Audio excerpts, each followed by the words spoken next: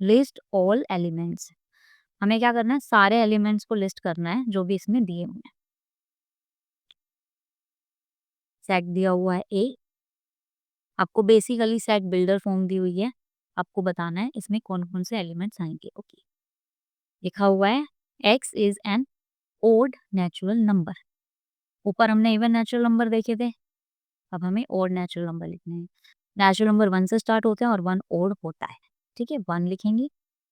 Odd number 3 है, 5 है, 7 है, एंड सो ऑन, क्योंकि हमें रिस्ट्रिक्ट नहीं किया हुआ है लास्ट में कहाँ तक लेने हैं, तो हम 3 डॉट लगा के इसको छोड़ देंगे। और ये कौन सा सेट है, कौन सा सेट है, ये इनफाइनाइट सेट बनेगा, इसके नंबर्स को हम काउंट नहीं कर पाएंगे, एलिमेंट्स को, ठीक है। नेक्स्ट है हमारा सेट बी। सेट बी में हमारे पास है कौन कौन से एलिमेंट हैं। अच्छा, इसको हम एक बार सॉल्व कर लेते हैं। इस तरीके के क्वेश्चंस आपके कॉम्पिटिटिव एग्जाम में भी आते हैं, ठीक है, तो हम इसको अच्छे से सॉल्व करेंगे, अच्छे से समझेंगे, ठीक है, ध्यान से समझना। इस तरीके के क्वेश्चन को सॉल्व करने का ये सबसे अच्छा तरीका है कि आप इसको नंबर लाइन पे डाल दो, ठीक है। -1 -2 तक ही है, इधर 1 2 3 4 5, 1/2 यानी कि 0.5 कहाँ पे आएगा, माइनस का यहाँ पे, ठीक है। और लेस देन कहाँ तक है ये, 9.2 का मतलब 4.5 कहाँ पे आएगा, 4.5 यहाँ तक, ठीक है। तो हमें यहाँ से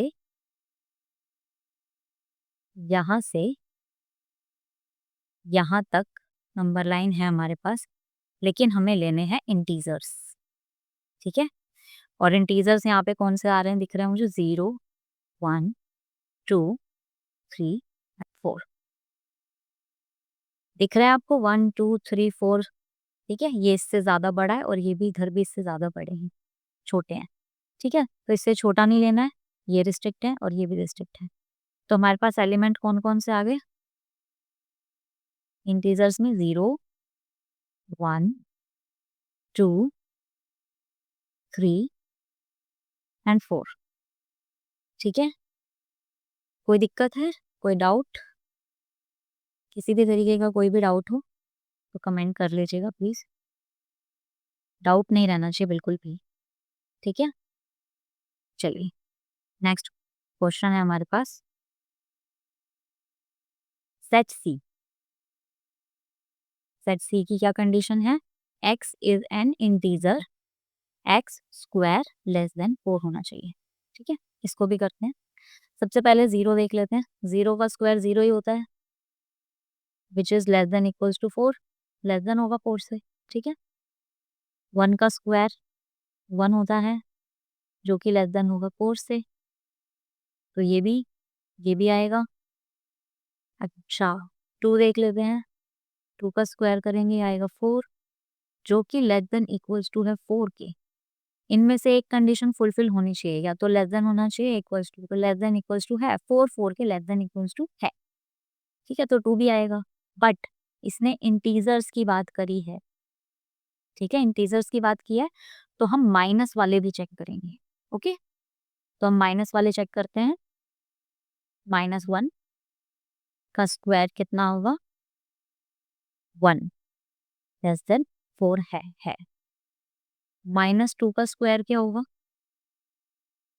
आपको पता है ना, स्क्वायर में माइनस प्लस हो जाता है, माइनस माइनस प्लस होता है, तो ये कितना हो जाएगा 4, विच इज ऑल्सो इंक्लूडेड, ठीक है। तो हमारा फाइनल, मैं आपको एक बड़ा भी करके दिखा देती हूँ, -3 का स्क्वायर कितना होगा, 9, 9 हमारा लेस देन इक्वल्स टू नहीं है 4 के, 9 लेस देन नहीं है तो ये इंक्लूड नहीं होगा। ठीक है, तो हमारा फाइनल सेट क्या बना है? हमारा फाइनल सेट बना है इंटीजर्स का -2, -1, 0, 1 एंड 2।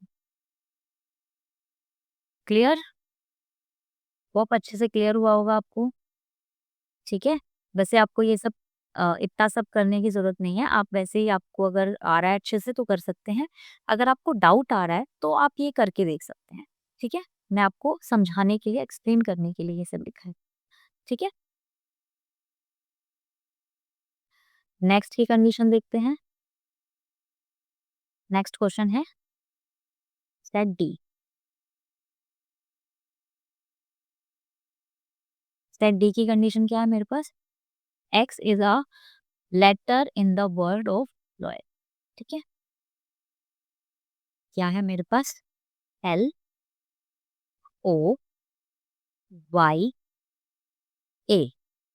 एल दोबारा रिपीट नहीं होगा। ठीक है, तो यहीं पे ही हमारा क्लोज हो जाता है ये सेट। ठीक है, कोई दिक्कत है? चलिए नेक्स्ट चलते हैं। सेट ई। सेट ई की क्या कंडीशन है? X is month of a year not having 31 days. ठीक है, आपको पता पता है ना कौन कौन से में 31 आते हैं, कौन से में 31 नहीं आते हैं। ठीक है, जनवरी में 31 आते हैं तो जनवरी नहीं लिखा जाएगा। ठीक है, फेब्रवरी में 28 या 29 डेज होते हैं। ठीक है, उसके बाद मार्च में 31 होते हैं। ठीक है, अप्रैल अप्रैल में होते हैं। ठीक है, 30 मतलब 31 नहीं होते हैं। ठीक है, अप्रैल, मई, जून, जून में 31 डेज नहीं होते हैं। ठीक है, जुलाई में होते हैं, अगस्त में होते हैं, सितंबर में नहीं होते हैं, सितंबर इंक्लूड हो जाएगा, सितंबर अक्टूबर में होते हैं, नवंबर में नहीं होते हैं, एंड देन लास्ट दिसंबर में होते हैं। ठीक है, तो ये हमारा सेट बन गया फेब, अप्रैल, जून, सितंबर, नवंबर। ओके, नेक्स्ट आ गया है आपका question number F. Question number 6, set number F.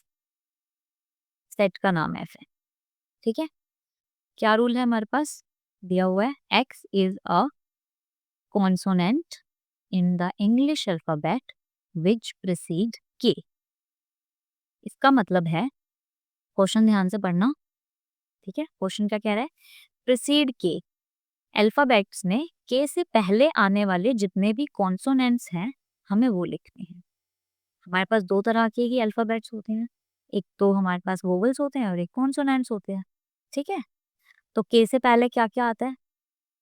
ए आता है, पर ए क्या है? मेरे पास कॉन्सोनेंट नहीं, ए तो एक वोवल है। चलिए चलिए पहले के से प्रीसीड वाले लिख लेते हैं। ए, बी,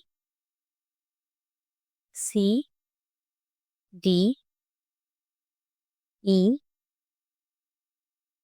एफ, जी, एच, आई, जे। के से पहले आने वाले तो के नहीं आएगा। ठीक है, अब इसमें से हमें क्या क्या हटा देना है जो हमारे पास यहाँ पे कॉन्सोनेंट नहीं है। ए हमारे पास, हमें पता है ए क्या है? वोवल है। बी, सी, डी, ई एक वोवल है। ठीक है, आई एक वोवल है। हमारे पास ये फाइनल हमारा सेट बचा है। ठीक है, ओके, तो set F is equals to क्या होगा मेरे पास? ऐसे आप कर सकते हो, अगर आपको थोड़ी सी भी कंफ्यूजन होती है थोड़ा भी गड़बड़ कर देते हो तो ऐसे इस तरीके से लिख सकते हो आप, ठीक है, इजी रहेगा। ABCD FGHNG,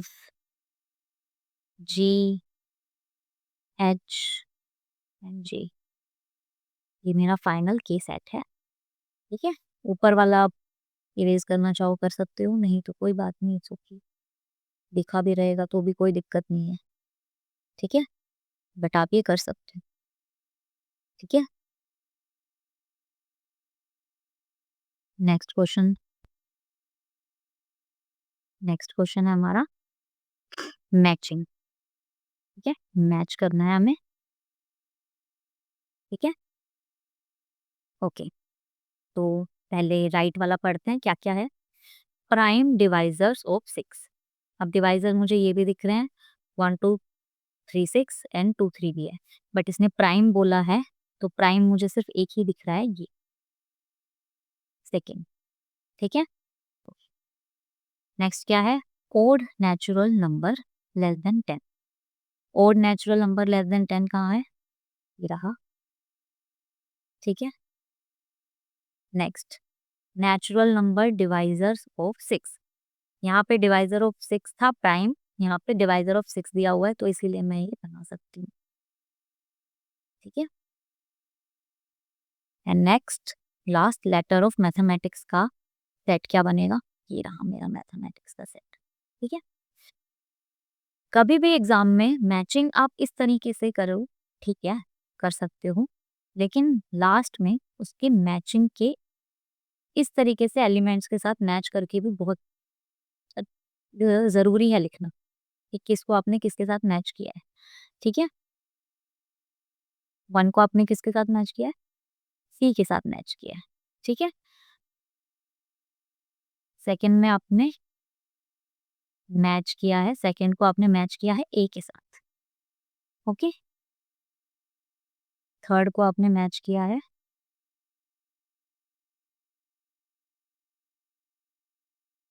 थर्ड को आपने मैच किया D के साथ, right. And then fourth one को आपने मैच किया है B के साथ, ठीक है। बिल्कुल 1 मिनट से भी कम टाइम लगता है ये लिखने में, लेकिन आप ये लिखोगे तो बहुत आपके लिए बेनिफिट रहेगा।